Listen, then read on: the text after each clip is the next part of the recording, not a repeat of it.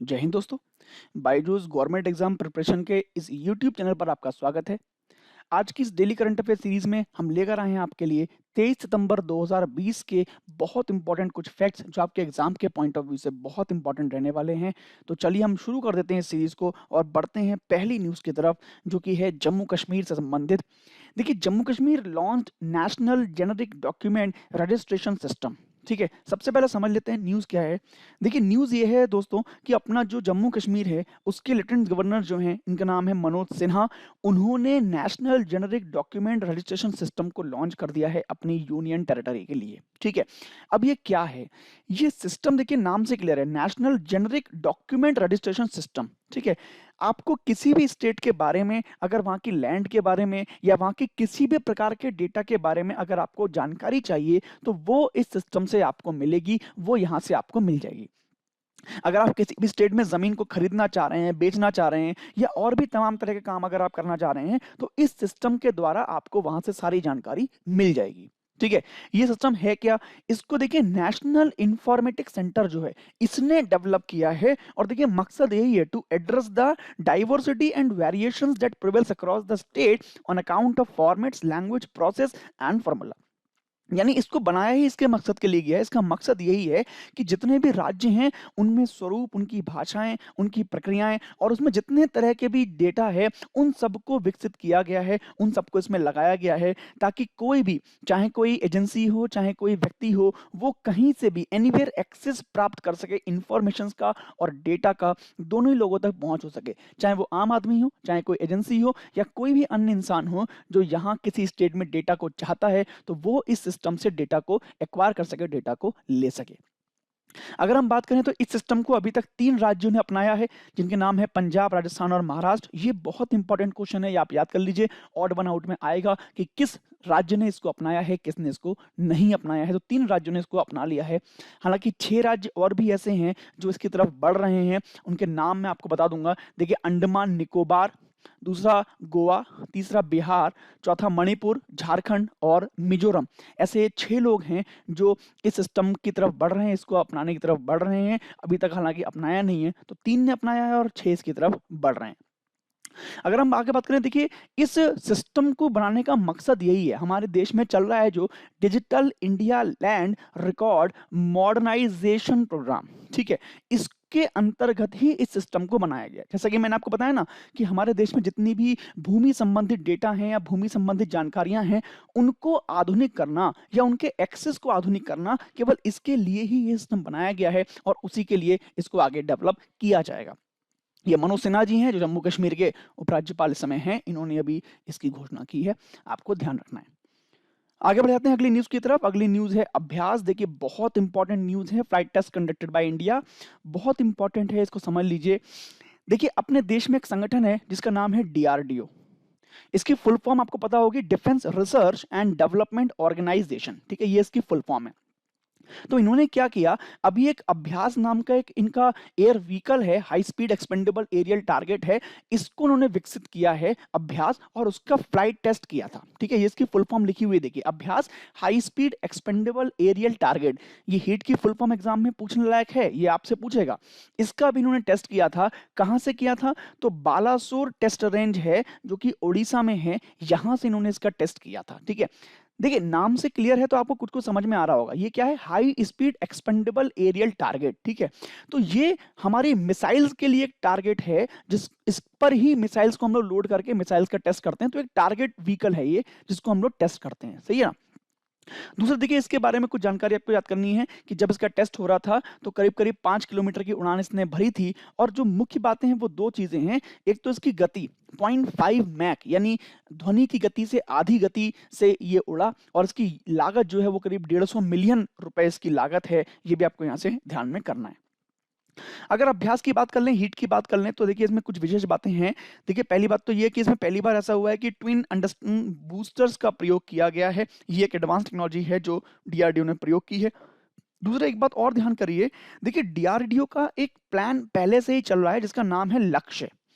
इस लक्ष्य का मकसद क्या है कि high speed target drone divide करना, यानी हाई स्पीड टारगेट ड्रोन्स को डेवलप करना, यही इस लक्ष्य का मकसद है। और इसी मकसद के अंतर्गत ये अभ्यास को डेवलप किया गया है। ठीक है, ये कोई मिसाइल नहीं है, कोई व्हीकल नहीं है, क्या है, ये एरियल टारगेट है। यानी मिसाइल्स का जो टेस्ट किया जाता है वो इस पर किया जाता है, इस पर ही टारगेट निशाना लगाया जाता है। ठीक है ना। अगर हम आगे बात करें तो देखिए इसके बारे में दो तीन बातें और भी इंपॉर्टेंट हैं। अगर हम देखें तो इसको डिजाइन और डेवलप किसने किया है, तो डीआरडीओ का ही एक संस्थान है जिसका नाम है एरोनॉटिकल डेवलपमेंट एस्टैब्लिशमेंट। ठीक है, ये डीआरडीओ का ही है और इसी संस्थान ने इसको बनाया है, इस संस्थान ने इसको डिजाइन और डेवलप किया है। छोटी गैस टरबाइन के द्वारा संचालित होता है और इसमें जो मुख्य चीज है वो ये है कि इसमें MEMS बेस्ड इंटरिशियल नेविगेशन सिस्टम का प्रयोग किया गया है, जो कि खास बात इसको बनाता है और इसको मुश्किल बनाता है। दूसरी बात देखें तो अभ्यास का ये पहला लॉन्च नहीं है। देखिए इसके पहले भी 2012 में चित्रदुर्ग एरोनॉटिकल टेस्टिंग रेंज जो था वहां से इसका प्रयोग पहले भी कर लिया गया था, तो ये भी आपको ध्यान में रखना है। मुख्य बात है डीआरडीओ के बारे में ध्यान कर लीजिए, इसका जो मुख्यालय है, हेडक्वार्टर है, वो न्यू दिल्ली में है। 1958 में इसको बनाया गया था और इसका मोटो याद कर लीजिए। देखिए मोटो बहुत इंपॉर्टेंट है, बलस्य मूलम विज्ञानम। ठीक है, तो डीआरडीओ के बारे में जिनको नहीं पता है वो समझ लें, डिफेंस रिसर्च डेवलपमेंट, यानी भारत के जो रक्षा क्षेत्र है उसके लिए नए नए हथियार बनाना, नई तकनीक बनाना, नई प्रौद्योगिकी बनाना हथियारों की, यही काम होता है डीआरडीओ का। तो देखिए वही इसने इसका अपना मोटो बनाया हुआ है, बलस्य मूलम विज्ञानम। इस समय जो इसके हेड हैं, जो चेयरमैन हैं, वो हैं डॉक्टर जी सतीश रेड्डी। तो ये आप याद कर लीजिए, ये फोटो मैंने यहाँ पे दिया है, देखिए यही है वो अभ्यास टारगेट व्हीकल। मिसाइल्स का प्रयोग इसी पर किया जाता है, इसी को मिसाइल्स मारती हैं, उड़ाती हैं, तभी मिसाइल का टेस्ट होता है। तो ऐसा ये टारगेट व्हीकल है, इसकी फुल फॉर्म ध्यान रखिएगा हीट की, high speed expendable aerial target, ये इसकी फुल फॉर्म आपको ध्यान में यहाँ से रखना जरूरी है। आगे बढ़ जाते हैं अगली न्यूज की तरफ। अगली न्यूज है national conservation strategy for Indian one horn rhino. ठीक है, ये बहुत इंपॉर्टेंट है। ये एक सींग वाले गेंडे की यहाँ पर बात हो रही है, एक सींग वाले गेंडे की यहाँ पर हमने न्यूज देखी है, वन हॉर्न राइनो यहाँ पर बोला गया है। तो देखिए मैं आपको बता दूं कि एक सींग वाला जो गैंडा है वो काफी कम बचा है, पूरे विश्व में बहुत कम संख्या में रह गया है और अगर देखें तो संकटग्रस्त प्रजाति के रूप में आता है।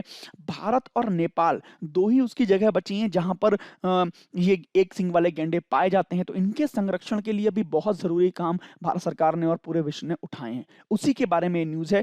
तो अभी क्या हुआ है, हमारे पर्यावरण जो मंत्रालय, हमारा जो एनवायरमेंट मिनिस्ट्री है, उसने एक नई स्कीम लॉन्च की है, national conservation strategy for Indian one horn rhino. भारतीय गैंडों को बचाने की राष्ट्रीय संरक्षण रणनीति को लॉन्च कर दिया है कि किस तरीके से उनको बचाया जाए, किस तरीके से उनकी संख्या को बढ़ाया जाए, इसलिए इनको लॉन्च किया है। अब अभी क्यों लॉन्च किया, तो मैं आपको बता दूं कि 22 सितंबर को हम लोग हर बार क्या करते हैं, वर्ल्ड राइनो डे सेलिब्रेट करते हैं। विश्व गैंडा दिवस जो हम सेलिब्रेट करते हैं वो 22 सितंबर को सेलिब्रेट करते हैं। इसका मकसद यही रहता है कि किसी भी तरह से गैंडों के बारे में अवेयरनेस बढ़ाई जाए और उनकी संख्या बढ़ाई जाए, उनके शिकार को रोका जाए, ऐसा इसका प्रयास रहता है। ठीक है, इस रणनीति में क्योंकि नेपाल में भी गैंडे पाए जाते हैं तो इस रणनीति में नेपाल को भी शामिल किया गया है, उसको भी सारी टेक्निक बताई गई हैं कि किस तरीके से आपको बचाना है गैंडों को और किस तरीके से सारे काम आपको करने हैं। अगर हम बात करें कि कौन कौन से इसमें रिजर्व रखेंगे, तो देखिए भारत में जो वाल्मीकि रिजर्व है, वाल्मीकि टाइगर रिजर्व, वो इसमें शामिल होगा। इसके अलावा नेपाल में जो एक शुक्ला फंटा जो रिजर्व है वो इसमें शामिल होगा। इसके अलावा चितवन नेशनल पार्क शामिल होगा जो नेपाल में ही है, और इसके अलावा दुधवा शामिल होगा जो भारत में है। तो ऐसे 4 ये शामिल होंगे जहां पर ये सारी बातें की जाएंगी, जहां पर संरक्षण नीति पूरी लागू की जाएगी। अगर मैं आपको बताऊं तो भारत में एक काजीरंगा नेशनल पार्क, आपने नाम सुना होगा, काजीरंगा नेशनल पार्क। ठीक है, तो ये गैंडों के लिए फेमस है भारत में, काजीरंगा नेशनल पार्क। आपको पता करना है कि काजीरंगा नेशनल पार्क किस स्टेट में है, ये मुझे पता करके आप कमेंट करके बताएंगे अगली वीडियो में। देखिए अगर हम बात करें तो राइनो को बचाने के लिए हमें चारागाह चाहिए होंगे, तो इस पूरी स्कीम से जो चारागाह हैं यानी जो ग्रासलैंड है उनकी भी वृद्धि होगी अपने आप ही, उनमें भी हम लोग वृद्धि कर पाएंगे अगर हम गैंडों को बचाने का बात करते हैं।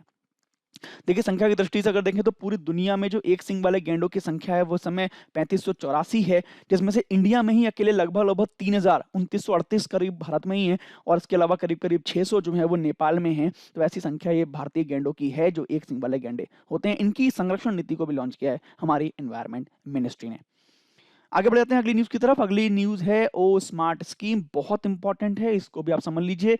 सबसे पहले तो इसकी फुल फॉर्म आप लोग याद कर लीजिए। देखिए फुल फॉर्म पहली लाइन में लिखी है मैंने, ocean services modelling application resources and technology, यानी ओ स्मार्ट। इस पूरी लाइन से ही हमें इस स्कीम का मकसद समझ में आ जाता है कि मकसद क्या है। ओशन का मतलब महासागरों के बारे में है। सर्विसेज का मतलब कि वहां पे जो भी सर्विसेज हैं उनके बारे में है, चाहे वो किसी प्रकार की सर्विस भी हो। मॉडलिंग यानी उनके मॉडल तैयार करना। एप्लीकेशंस उनके उपयोग के लिए। रिसोर्सेज की जो महासागर के रिसोर्सेज हैं, महासागर के जो जैव संसाधन हैं उनके प्रयोग को लेकर है। और टेक्नोलॉजी कि उस क्षेत्र में किस प्रकार टेक्नोलॉजी डेवलप की जाए उसको लेकर है। तो अगर मैं आपको बात करूं कि इस योजना की शुरुआत कब की गई थी, तो 2018 में इसको मंजूरी दे दी गई थी। और अभी जो हमारा अर्थ साइंस मिनिस्ट्री है, यानी जो हमारा जो पृथ्वी विज्ञान मंत्रालय है, उसके द्वारा इसको भी लागू किया गया है। ये इस समय न्यूज़ में चल रहा है। अब देखिए अगर मोटी-मोटी बात करें तो ओ स्मार्ट स्कीम के तहत जो हमारी रिसर्च है, ओशन रिसर्च यानी महासागरीय जो अनुसंधान है, उसको हम लोग बढ़ाएँगे। यानी महासागर में किस प्रकार की टेक्नोलॉजी हम लोग यूज़ कर सकते हैं, किस प्रकार की प्रौद्योगिकी हम लोग यूज़ कर सकते हैं, उसको बढ़ाएँगे। और जो हमारे अर्ली वार्निंग वेदर सिस्टम्स होते हैं, उनको हमें डेवलप करना है, उनको हमें एस्टेब्लिश करना है इस स्कीम के माध्यम से। ये इसमें मोटी बात है। दूसरा देखिए ये जो हमारी स्कीम है, it address the ocean development activities. किस तरीके से हम अपने ओशन को डेवलप करें, चाहे वो सर्विस के मामले में हो, चाहे वो टेक्नोलॉजी के मामले में हो, चाहे वो रिसोर्सेज के मामले में हो, चाहे वो ऑब्जर्वेशन एंड साइंस के मामले में हो। किसी भी प्रकार से हम अपने महासागर को किस प्रकार डेवलप करें, किस प्रकार वहाँ पे तकनीकी को हम लोग बढ़ाएं, किस प्रकार वहाँ के संसाधनों का हम लोग प्रयोग करें, ऐसी इसमें सारी बातें विचार की जाएंगी, सारी बातें तय इसमें की जाएंगी। तो ये इसमें एक आपको ध्यान में रखना है। देखिए इसी स्कीम के बारे में बात करें तो कुछ इसके मेन ऑब्जेक्टिव भी हैं जो मैंने यहाँ पर लिखे हैं, आप लोग को यहाँ पे ध्यान करने हैं। ये सारे ऑब्जेक्टिव देखिए हमारे एग्जाम में बन सकते हैं, ऑप्शंस में आ सकते हैं कि निम्न में से कौन सी बात सही है, कौन सी बात गलत है। तो उसके लिए आपको ये सारे ऑब्जेक्टिव ध्यान में करने होंगे। आसान है, आप लोग याद कर लेंगे। देखिए पहली जो इसका ऑब्जेक्टिव है, मैं एक बार बता देता हूँ आपको कि भारत का जो तटीय जल का है उसका स्वास्थ्य मूल्यांकन करना, यानी वो कितना पॉल्यूटेंट है, उसमें कितना पॉल्यूटेंट नहीं है, या वहाँ पे जल प्रदूषक की जो वृद्धि हो रही है वो कम करके से करनी है, उसका यहाँ पे निगरानी करना, ये इसका एक मोटो है। दूसरा, जो भी हमारे जो प्राकृतिक आपदाएं होती हैं उसकी वजह से जो हमारा कोस्टल इरोजन होता है उसको रोकना, या उसके लिए जो हमारा नया मैप है उसको विकसित करना, या उसको देखना भालना, ये इसमें दूसरा है। यानी कोस्टल जो इरोजन है उसको रोकने के लिए काम किया जाएगा। तीसरा इसमें जो काम किया जाएगा, to develop a wide range of ocean observation systems, यानी जो ओशन ऑब्जर्वेशन सिस्टम्स हैं उनको बड़ी श्रृंखला में बनाना, जो समुद्र अवलोकन प्रणालियां हैं उनको विकसित करना, ताकि हम अपने पूरे समुद्री क्षेत्र की रक्षा सुरक्षा कर पाएं।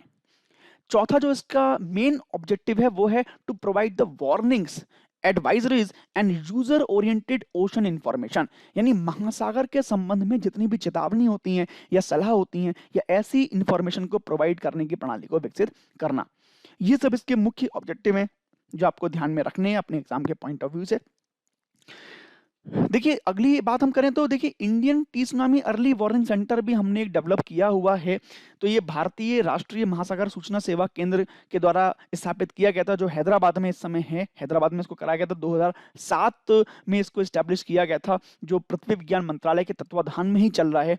और देखिए ये क्या है, ये the centre provide the tsunami warning service to over 25 Indian Ocean countries. ठीक है, ये क्या करता है, जो हिंद महासागर है वहां पर जो 25 लगभग देश हैं, उन 25 देशों को सुनामी आने की वार्निंग देता है पहले से ही। ठीक है, या सुनामी जैसी कोई स्थिति होती है तो उसके पहले से ये वहां पर चेतावनी सुविधाएं प्रदान करता है। ऐसा सिस्टम हमने लगा रखा है हैदराबाद में, 2007 में इसको हमने लगा दिया था। तो ये भी आपको ध्यान में रखना है। ये इसके ऑब्जेक्टिव आप जरूर याद कर लीजिएगा। ऑब्जेक्टिव हमारे एग्जाम में जरूर पूछे जा सकते हैं एक दो बार, चाहे वो ऑड वन आउट में पूछे जाएं, चाहे वो सीधे स्टेटमेंट में पूछे जाएं, लेकिन पूछे जा सकते हैं। आगे बढ़ जाते हैं अगली न्यूज की तरफ। अगली न्यूज है Indian navy conducts the passage exercise with royal Australian navy. तो ये भी बहुत इंपॉर्टेंट है, आपको ध्यान में रखना है अपने। अभी क्या है, अभी जो हमारी इंडियन नेवी है, इस इंडियन नेवी ने क्या किया था कि हमारा जो रॉयल ऑस्ट्रेलियन नेवी है इसके साथ मिलके एक पैसेज एक्सरसाइज की थी। कहाँ की थी? ईस्ट इंडियन ओशन रीजन में। ठीक है। ये पैसेज एक्सरसाइज क्या होती हैं? इसका मकसद पता है क्या होता है? इसका मकसद होता है कि कोई भी अगर समुद्र में हम लोग कहीं जा रहे हैं, तो जाते-जाते, घूमते-घूमते अगर रास्ते में कोई हमारा देश मिला, तो उसके साथ एक नॉर्मल बिहेवियर करना, यानी सामान्य एक अभ्यास करना। तो ऐसा पैसेज एक्सरसाइज हमने किया था अभी, रॉयल ऑस्ट्रेलियन नेवी ने और इंडियन नेवी ने मिलकर किया था।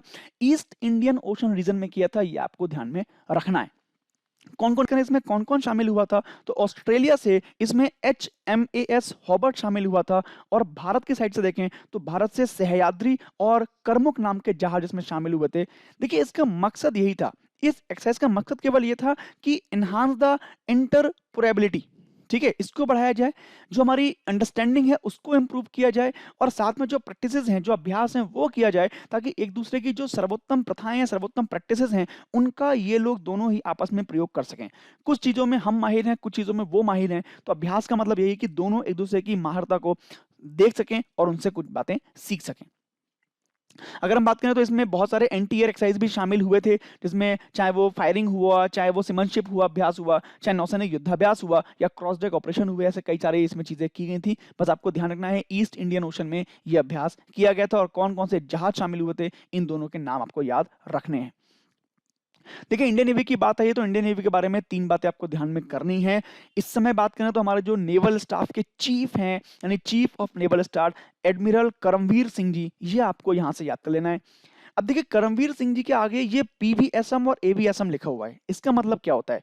देखिए, PVSM का मतलब होता है परम विशिष्ट सेवा मेडल, और AVSM का मतलब होता है अति विशिष्ट सेवा मेडल। ठीक है, ऐसे सेवा मेडल होते हैं जो 3 प्रकार के होते हैं: परम विशिष्ट सेवा मेडल, अति विशिष्ट सेवा मेडल और सेवा मेडल, ऐसे होते हैं। ठीक है ना? तो एडमिरल करमवीर सिंह जी को 2 मिल चुके हैं, परमवीर सेवा मेडल और अति विशिष्ट सेवा मेडल। इस समय क्या है? एडमिरल हैं, ये नेवल स्टाफ के चीफ हैं हमारे भारतीय नौसेना के।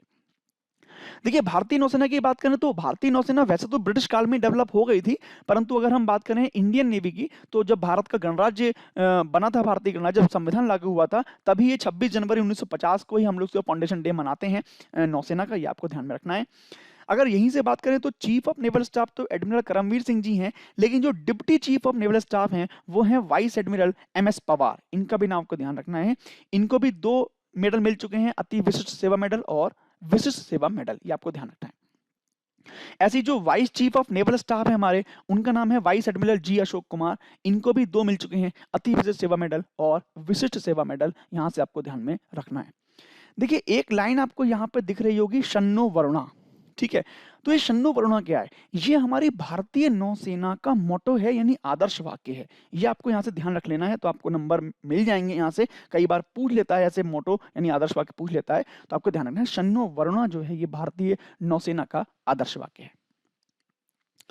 आगे बढ़ जाते हैं, ग्रीन हाउस इमिशन की बात कर लेते हैं। ग्रीन हाउस इमिशन एक नई न्यूज चल रही है अभी। ग्रीन हाउस गैसेस के बारे में आप सभी को मालूम ही होगा, हम ग्रीन हाउस गैसेस का उत्तोलन कर रहे हैं, जिसकी वजह से जो हमारी ओजोन लेयर है वो भी खराब हो रही है, और हमारे जो ग्लेशियर्स हैं वो भी पिघल रहे हैं, क्योंकि ग्रीन हाउस गैसेस टेम्परेचर बढ़ा देते हैं, तापमान बढ़ा देते हैं, उसकी वजह से ग्लेशियर जो है हमारे लगातार पिघल रहे हैं। तो उसी के बारे में हमारा जो नासा है उसने अभी एक नई रिसर्च रिपोर्ट दी है, जिसमें कहा गया है कि जो ग्रीनलैंड और अंटार्कटिका की बर्फ है, अंटार्कटिका मतलब जो साउथ पोल है अपनी पृथ्वी का, और ग्रीनलैंड मतलब ऊपर, तो इनकी जो बर्फ है ये सन 2100 तक इतनी पिघल जाएगी कि जो समुद्री एरिया है वो लगभग लगभग 38 सेंटीमीटर तक पानी उसमें ऊपर आ जाएगा। समझ रहे हैं? 38 सेंटीमीटर तक समुद्र में पानी ऊपर आना, इसका मतलब समझ रहे हैं कितनी बड़ी संख्या में जो किनारे के देश हैं वो डूब जाएंगे। ठीक है, ये सन 2100 तक हो जाएगा। तो ये अभी एक डरावनी रिपोर्ट नासा ने दी है कि इतनी तेजी से अगर हम ग्रीन हाउस गैसेस लगातार उत्सर्जित करते रहे तो ये हाल होने वाला है 2100 यानी 2100 तक, सन 2100 तक ये हाल हो जाएगा। किसने रिपोर्ट दी थी, क्या हुआ था, ये तो समझ लीजिए।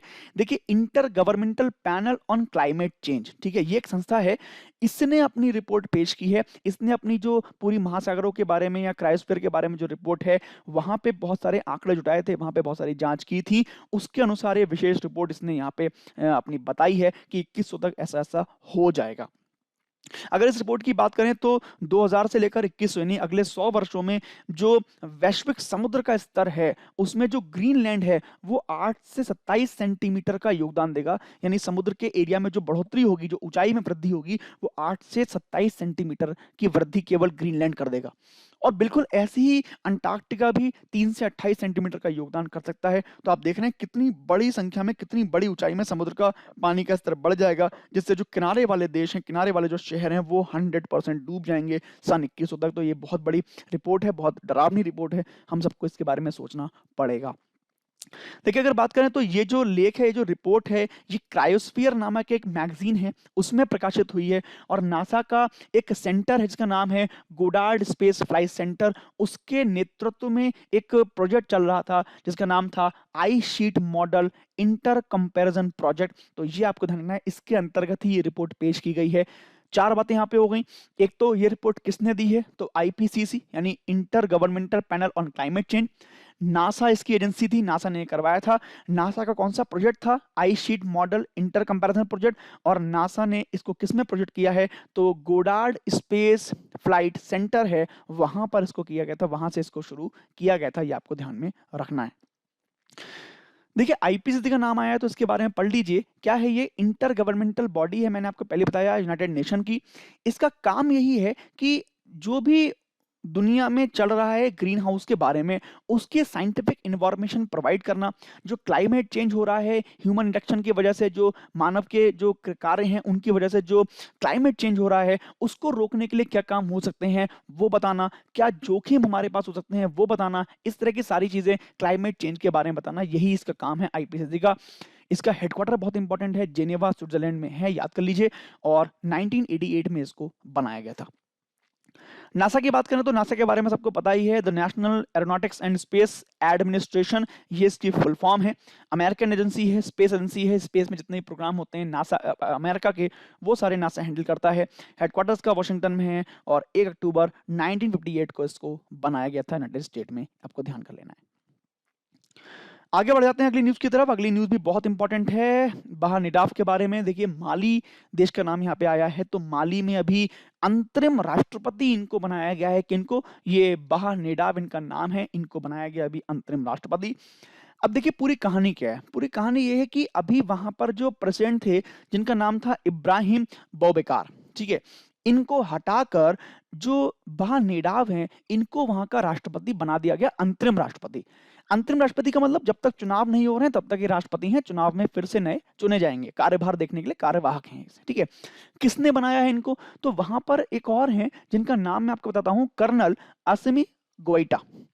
ये कर्नल जो असिमी गोइटा है, इन्होंने ही खुद को बना लिया है उपराष्ट्रपति और इनको बाहा नेडाफ को बना दिया है राष्ट्रपति, और इब्राहिम बोकार को इन्होंने यहां से हटा दिया है। अब ये क्यों हुआ ऐसा, देखिए हुआ क्या, वहां पे एक संस्था है जिसका नाम है जुंटा। देखिए जुंटा का मतलब क्या होता है, जुंटा का मतलब होता है कि ऐसी कोई भी संस्था जहां पर कोई भी देश, जहां पर किसी भी नेवी के द्वारा यानी आर्मी के द्वारा वहां पे रूल होता है या आर्मी का वहां पे दबदबा रहता है, तो आर्मी के ही अफसरों की जो एक संस्था होती है उसको जुंटा बोलते हैं, ठीक है। तो वहां की जो जुंटा एजेंसी है उसी ने भी क्या किया था, 17 इलेक्टर्स की एक एक कमेटी बनाई थी, ग्रुप बनाया था। उस कमेटी ने ही अभी क्या किया है, उस कमेटी में ही हमारे जो असमी गोइटा थे वो उस कमेटी में थे। तो इन्होंने उस कमेटी के माध्यम से क्या किया, इब्राहिम बौबकार को वहां से हटा दिया, उनकी जगह पे इनको राष्ट्रपति बना दिया, बाहा नेडाफ को, ठीक है। ये आपको ध्यान में रखना है यहां से, ठीक है।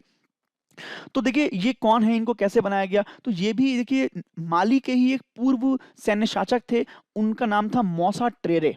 तो मौसा ट्रेरे के सहयोगी थे अपने बाहा नेडाफ, इनके अंदर इन्होंने काम किया था। 2014 में जो कीता थे वो मालू की वायुसेना में रक्षा मंत्री के तौर पर रहे थे, रक्षा मंत्री के प्रमुख के तौर पर रहे थे, वायुसेना के प्रमुख के तौर पर रहे थे। तो ऐसा इनका इतिहास रहा है और अब इनको बना दिया गया है वहां का अंतरिम राष्ट्रपति, ठीक है। तो ये है बाहा नेडाफ और ये है असिमी गोइटा, इन्होंने बनाया है बाहा नेडाफ को वहां का राष्ट्रपति और खुद को क्या बना लिया, वहां का उपराष्ट्रपति बना लिया। ये आपको ध्यान करना है। माली का नाम आया तो माली के बारे में ध्यान कर लीजिए, पश्चिम अफ्रीका का एक लैंडलॉक देश है, ये आपको दिख रहा होगा, ये माली देश है यहाँ पर, ठीक है। 8वां सबसे बड़ा देश है अफ्रीका का, ये आप ध्यान कर लीजिए। जो 8th लार्जेस्ट कंट्री है अफ्रीका की वो माली है। 1960 में इसको बनाया गया था, 1960 में बना था। यहाँ की राजधानी जो है वो बमाको है और यहाँ पे जो करेंसी चलती है वो करेंसी CFA फ्रैंक चलती है। ये आपको कुछ बातें यहाँ से ध्यान रखनी है माली के बारे में, इंपॉर्टेंट है, ऐसी ही न्यूज़ एग्जाम में बन जाती है तो आपको ध्यान में रखना है। आगे बढ़ाते हैं अगली न्यूज़ की तरफ। अगली न्यूज़ बैंकिंग से संबंधित है, बहुत इंपॉर्टेंट है, टैक्स एमनेस्टी स्कीम। देखिए टैक्स एमनेस्टी स्कीम क्या होती है, इसका मकसद होता है टैक्स को माफ करके टैक्स बढ़ाना। अब ये क्या चक्कर है टैक्स को माफ करके टैक्स बढ़ाना, देखिए वो समझिए आप। इसमें सरकार क्या करती है, सरकार क्या करती है कि कुछ पुराने टैक्सेस को कर देती है माफ, ठीक है, केवल इस शर्त पर कि आगे आप लोग टैक्स सही से भरें। अगर आगे आप लोग टैक्स सही से भरेंगे तो पिछला टैक्स जो आपका माफ कर दिया जाएगा। ऐसी स्कीम कराती है टैक्स एमनेस्टी स्कीम। भारत की बात करें 2016 में भारत में शुरू हुई थी ऐसी स्कीम, उसके बाद अब ये टैक्स एमनेस्टी स्कीम दोबारा शुरू हुई है। तो क्या है इसके बारे में देखते हैं। तो नई दिल्ली के यानी हमारे जो नॉर्थ दिल्ली मेयर हैं उनका नाम है जयप्रकाश, उन्होंने इसकी घोषणा की है कि जो नई दिल्ली नगर पालिका परिषद है उसमें जो अनाधिकृत नियमित कॉलोनियां हैं, यानी जो वहाँ की अनऑथराइज जो रेगुलाइज कॉलोनीज हैं, उसमें एक संपत्ति कर माफी योजना उन्होंने चलाई है जिसका नाम दिया है टैक्स एमनेस्टी स्कीम। ये कब तक रहेगी, 31 अक्टूबर तक ये वैध रहेगी, ठीक है। अब इसमें होगा क्या, जरा समझिए इस बात को, क्या होगा इसमें। देखिए किसी भी इंसान ने अगर इन कॉलोनीज में अपनी किसी संपत्ति का कर जमा नहीं किया है, कब से जमा नहीं किया है, 2019 से पहले तक उन्होंने कर उसका जमा नहीं किया है, ठीक है। तो अब सरकार ने क्या कहा है कि आप एक काम कीजिए, 2019-20 और 2020-21 का अपना पूरा टैक्स जमा कीजिए। अगर आप ऐसा करते हैं तो 2019 से पहले का आपका सारा टैक्स माफ हो जाएगा, ठीक है। अब इससे दो काम होंगे, एक तो काम ये होंगे कि जो विवादित मुद्दे हैं, जो विवाद चल रहा है टैक्स का, वो खत्म हो जाएगा। दूसरा, जब ये कहानी होगी तो मान लीजिए किसी ने 5 साल से टैक्स नहीं दिया है तो सरकार का वो टैक्स तो खत्म हो ही गया, लेकिन अब वो इस 5 साल के टैक्स को माफ कराने के लिए अगले साल जब टैक्स देगा, यानी इस साल जब टैक्स देगा तो सरकार की नजरों में आ जाएगा और सरकार फिर आगे से उससे टैक्स वसूल करना शुरू कर सकती है। इसका मतलब दोनों के लिए फायदा है। एक तो जो लोग ने टैक्स नहीं दिया है वो अपराधी बन चुके हैं, उनका अपराध माफ हो गया। दूसरा, सरकार के पास भी एक नया करदाता आ गया, तो दोनों की तरफ से फायदा है। सरकार ने यही स्कीम वहां पे लागू की है कि जिन्होंने भी पिछला टैक्स नहीं दिया है वो 2019-20 में और 2021 में अपना टैक्स जमा करें और उसकी वजह से उनका जो पुराना टैक्स है वो माफ कर दिया जाएगा। ये आपको ध्यान में रखना है, ठीक है। इसका मकसद यही है, जो टैक्स एमनेस्टी स्कीम होती है इसका मकसद यही होता है कि जो ब्याज है या जो दंड है कर का, उसको खत्म कर दिया जाए ताकि जो करदाता हैं वो अपने पिछले ब्याज को ना चुकाने के डर से बाहर निकलें और अगला वो कर चुकाएं, ईमानदारी से चुकाएं, ताकि सरकार का भी जो रेवेन्यू है वो बढ़े, जो टैक्स बेस है वो बढ़ जाए। इसका मकसद यही होता है टैक्स एमनेस्टी स्कीम का, ये आपको ध्यान में रखना है। अगर इंडिया की बात करें तो मैंने आपको बताया 2016 में टैक्स एमनेस्टी स्कीम शुरू की गई थी और लगभग लगभग देखिए 4 महीनों में ही भारत ने करीब $4 बिलियन का जो वो कर था वो जमा कर लिया था 4 महीनों में ही। तो ये बहुत बड़ी एक रकम हासिल की थी भारत सरकार ने 2016 में, आपको ध्यान में रखना है। आगे बढ़ जाते हैं अगली न्यूज की तरफ। तो अगली न्यूज है वॉइसेस ऑफ डिसेंट। ये बहुत इंपॉर्टेंट न्यूज है, ध्यान कर लीजिए। एक ऐसे बुक है, एक ऐसे की बुक है ये, और प्रख्यात इतिहासकार हैं, उनका नाम है रोमिला थापर, ठीक है। बहुत बुद्धिजीवी वर्ग में ये आती हैं, कई बार न्यूज़ की डिबेट में आपने देखा होगा, कई बार सार्वजनिक मंचों पर भी इनको देखा होगा रोमिला थापर जी को। तो रोमिला थापर जी ने अभी क्या किया, ये बुक लिखी है एसेस की, इसको अभी लॉन्च करना है, लगभग लगभग 19 अक्टूबर डेट बताई जा रही है कि 19 अक्टूबर तक ये लॉन्च हो जाएगी। हालांकि अभी टेंटेटिव है, लॉन्च हुई नहीं है, बट हाँ अक्टूबर में लॉन्च हो जाएगी। तो इसमें किया क्या गया, इस बुक में इन्होंने लिखा क्या, ये देखिए। ये बुक जो है ना, इसमें इन्होंने करंट इश्यूज को लिया है। अभी आपने देखा होगा हिंदुस्तान में कई सारे मुद्दे विवादित रहे थे और उन पर काफी रोष लोगों ने जताया था। कुछ लोग उसके समर्थन में थे, कुछ लोग उसके विरोध में थे। जैसे CAA का एक रूल अभी आया था, NPR का रूल अभी चल रहा है, या शाहीन बाग में जो प्रोटेस्ट हुआ था वो काफी न्यूज में रहा था। तो इन्हीं सब इश्यूज को इन्होंने लिया है और प्राचीन भारत में जो होता था उससे उसको जोड़ने का प्रयास किया है, वहां से कुछ सीख देने की प्रयास इन्होंने किया है। प्राचीन भारत से भी काफी इन्होंने एग्जाम्पल लिए हैं, जो प्राचीन भारत में 15वीं-16वीं शताब्दी में जो भक्ति संत हुए थे, या जो और भी चीजें हुई थी, जो लोगों के विचार उस समय थे, तो उन सब को लेकर और आज के करंट के विषयों को जोड़कर इन्होंने कुछ एसेज यहाँ पर लिखे हैं, जिससे इन्होंने एक अपना विचार देने का प्रयास किया है, ठीक है। तो आपको ध्यान रखना है, इस बुक का नाम voices of dissent Romila Thapar ने लिखी है और अक्टूबर में इसके रिलीज होने के चांसेस हैं। आगे बढ़ते हैं, किचन्स ऑफ ग्रैटिट्यूड। देखिए फिर से नाम आ गया है विकास खन्ना जी का, हमने भी पहले पढ़ा था, एशिया गेम चेंजर अवार्ड मिला था विकास खन्ना जी को, अक्टूबर में भी मिलेगा, अनाउंस हुआ था इनका भी। किचन्स ऑफ ग्रैटिट्यूड इन्हीं की बुक है, नई बुक है जो इन्होंने लिखी है।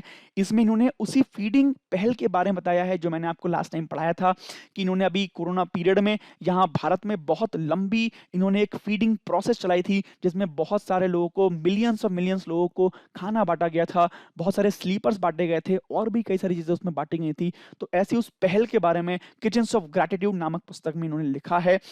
अभी लॉन्च नहीं हुई है, ये 2021 में लॉन्च होगी, ध्यान कर लीजिए। और जो भारत में ड्राइव चलाई थी इन्होंने वो फीडिंग की, वो लगभग दुनिया में सबसे बड़ी ड्राइव्स में से कोई एक थी, तो उन्हीं को इन्होंने इसमें शामिल किया, ये आपको ध्यान रखना है। बुक का नाम किचन्स ऑफ ग्रैटिट्यूड, नाम लिख लीजिएगा विकास खन्ना। देखिए यहां से इंपॉर्टेंट हो जाता है क्योंकि एशिया गेम चेंजर अवार्ड भी अभी इनको मिला था 2020 में। याद करिए मैंने बताया था आपको कुल 6 लोगों को मिला था और 6 में से एक थे विकास खन्ना जी, इनको भी एशिया गेम चेंजर अवार्ड मिला था, तो आपको ध्यान में यहां से रखना है। आगे बढ़ जाते हैं अगली न्यूज की तरफ। अगली न्यूज कुछ फैक्ट्स की बात कर लेते हैं। राज्यसभा इस समय बहुत न्यूज में चल रही है। देखिए कई बार आपने देखा होगा पेपर में लगातार ये राज्यसभा के बारे में आ रहा है। कुछ हंगामा भी कुछ सांसदों ने किया था, उसके बाद उपसभापति से भी उनके कुछ विवाद रहे थे, फिर धरना हुआ था भारतीय संसद में। हालांकि नई चीज नहीं है, भारतीय संसद में पहले से भी ऐसा होता रहा है, लेकिन अभी क्योंकि न्यूज में है तो राज्यसभा के बारे में सारे फैक्ट आज मैं आपको बताने वाला हूँ।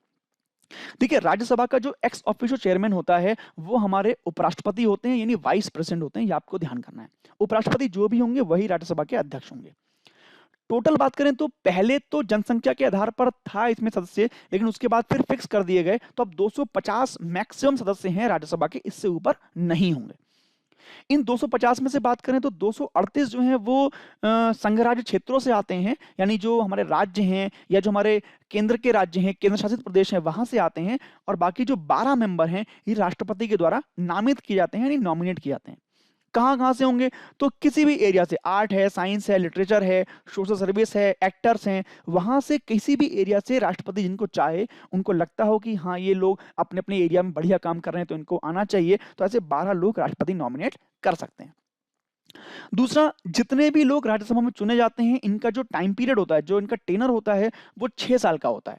ठीक है, दूसरी बात बहुत खास है, 6 साल का टेनर होता है, लेकिन एक ऐसी प्रोसेस बनी हुई है, ऐसा सिस्टम बना हुआ है कि हर 2 साल बाद राज्यसभा के 1/3 मेंबर्स का कार्यकाल पूरा हो जाता है और उनको फिर राज्यसभा से हटा दिया जाता है।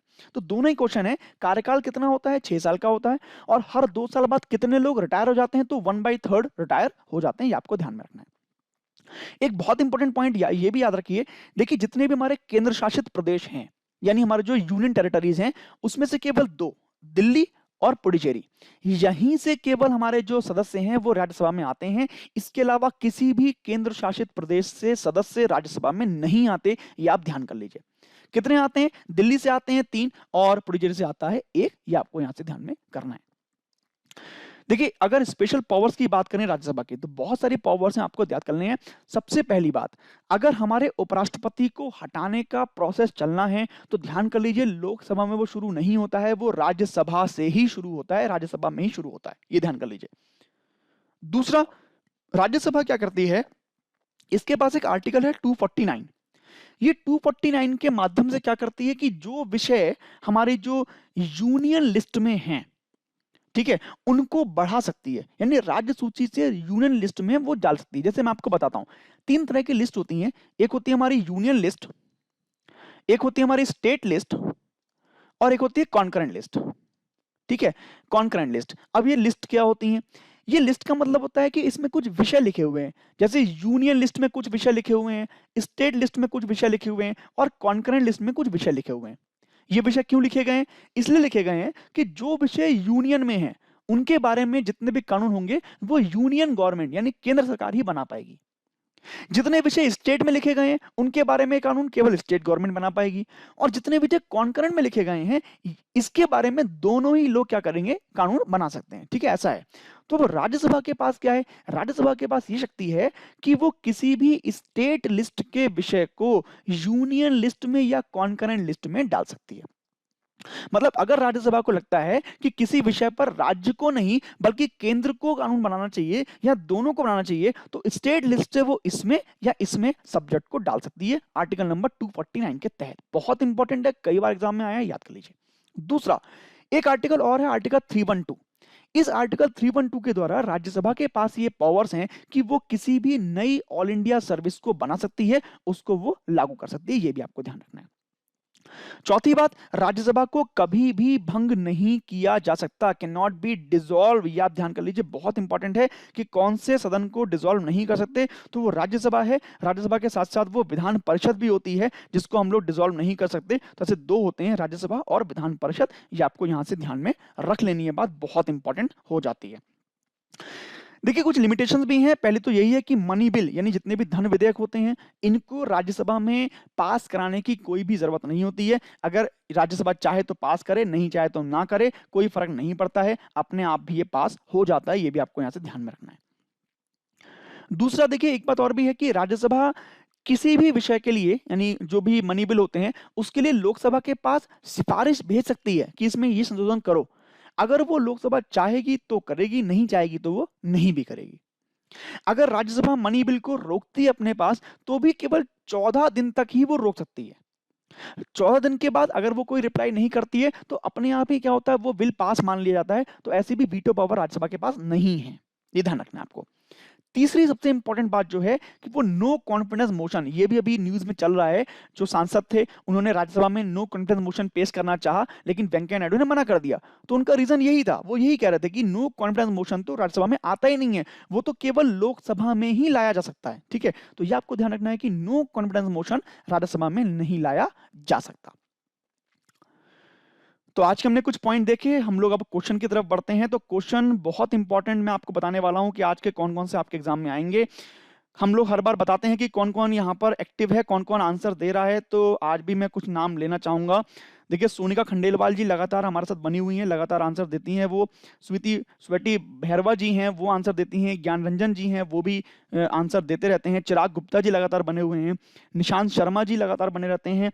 इसके अलावा उदय बट्टू जी लगातार बने रहते हैं। तो प्रेरणा वर्मा भी यहाँ पर बनी हुई हैं। तो आप लोग लगातार बने रहिए हम लोग के साथ, हम लोग को अच्छा लगता है कि आप लोग हमारे साथ जुड़े रहते हैं। हमारी भी मेहनत कारगर होती है, सफल हो जाती है, आप लोग यहाँ पे बने रहते हैं। सुनील पाठक जी ने आंसर कई सारे दिए थे और इसके अलावा अभिषेक यादव जी ने आंसर यहाँ पे दिए हैं। लखन गौर जी हमारे साथ बने रहते हैं। प्रियंका वास्कले जी बनी रहती हैं। इसके अलावा कनिष्का जी हैं, प्रिया सिंह जी हैं, शिवशंकर रेड्डी जी हैं, प्रांजल रायपुरकर जी हैं, पूजा चौरसिया जी हैं। इसके अलावा राफत परवीन जी हैं। बहुत सारे लोग हमारे साथ बने रहते हैं, तो काफ़ी अच्छा लगता है आप लोग हमारे साथ बने हुए हैं और इतना सपोर्ट हम लोग को कर रहे हैं। हम भी आपके लिए नए नए पॉइंट्स लेके आते हैं, डेली लेके आ रहे हैं, तो इस तरह हमारे साथ बने रहिए। तो चलिए शुरू करते हैं आज की इस क्वेश्चन सीरीज को। पहला question, which of the following states has adopted the national generic document registration system. इनमें से किन प्रदेशों ने अभी राष्ट्रीय जेनेरिक दस्तावेज पंजीकरण प्रणाली को अपना लिया है? जल्दी से पहचान कर बता दीजिए इसका आंसर। देखिए एक ही चैनल है एवरीथिंग इज सिंपल, इनका भैया का नाम मुझे नहीं मालूम है, ये भी आप इनका नाम जरूर अपना जो भी हैं आप अपना नाम जरूर मेंशन करें ताकि मैं आपका नाम भी ले सकूं। आप भी लगातार हमारे साथ बने रहते हैं तो जरूर अपना नाम मेंशन करें अगली वीडियो में। अगले क्वेश्चन की तरफ बढ़ते हैं। अगला क्वेश्चन हमारे पास है, व्हेन वाज अभ्यास फर्स्ट लॉन्च। अभ्यास को पहली बार कब लॉन्च किया गया था? तो मैंने आपको बताया था, ध्यान करके बताइए ये कब लॉन्च किया गया था पहली बार। Next question, when is the world rhino day celebrated. बहुत इंपॉर्टेंट क्वेश्चन है, याद कर लीजिए, ध्यान से देख कर बताइए कब लॉन्च किया गया था, कब मनाया जाता है वर्ल्ड राइनो डे। बहुत इंपॉर्टेंट क्वेश्चन है। अगला question, which plan has been launch to advance the ocean research. जो हमारी महासागरीय अनुसंधान है उसको बढ़ाने के लिए कौन सी स्कीम शुरू की गई थी? अभी हमने पढ़ा था उस स्कीम के बारे में, तो जल्दी से मुझे बता दीजिए कि कौन सी वो स्कीम थी जो शुरू की गई थी। आगे बढ़ते हैं, वेयर डिड पैसेक्स हैपन। जो पैसेक्स एक्सरसाइज थी अभी वो कहाँ हुई थी आपको बताना है। इंडियन नेवी और ऑस्ट्रेलियन नेवी के बीच में हुआ था, तो कहाँ पे हुआ था ये आपको बताना है, ध्यान करके कमेंट में बताइए मुझे। Next, what is the motto of the Indian Navy. Indian Navy का मोटो क्या है? भारतीय नौसेना का आदर्श वाक्य क्या है? जल्दी से पहचान कर मुझे बता दीजिए। अभी हमने पढ़ा था अपनी इस वीडियो में, तो जो लोग बने होंगे उनको मालूम होगा, जल्दी से कमेंट करके बताइए। Next, how many members are nominated in Rajya Sabha. Rajya Sabha में कितने सदस्यों को मनोनीत किया जाता है? देखिए अभी हमने पढ़ा था, तो बताइए इसमें से कितने सदस्यों को राष्ट्रपति मनोनीत करता है? जल्दी से मुझे देखकर यहां से अपना आंसर बता दीजिए। आगे बात करते हैं, who is the author of the voice of dissent, यानी ये अभी हमने पढ़ा था एक पुस्तक का नाम, तो उसको किसने लिखा है, कौन सी वो इतिहासकार थी जिन्होंने लिखा था, आप जल्दी से बताइए। तो ऐसे कुछ क्वेश्चन आज हमने देखे, कल फिर मिलेंगे कुछ नए क्वेश्चन के साथ, कुछ नए पॉइंट के साथ। तब तक के लिए जय हिंद, धन्यवाद।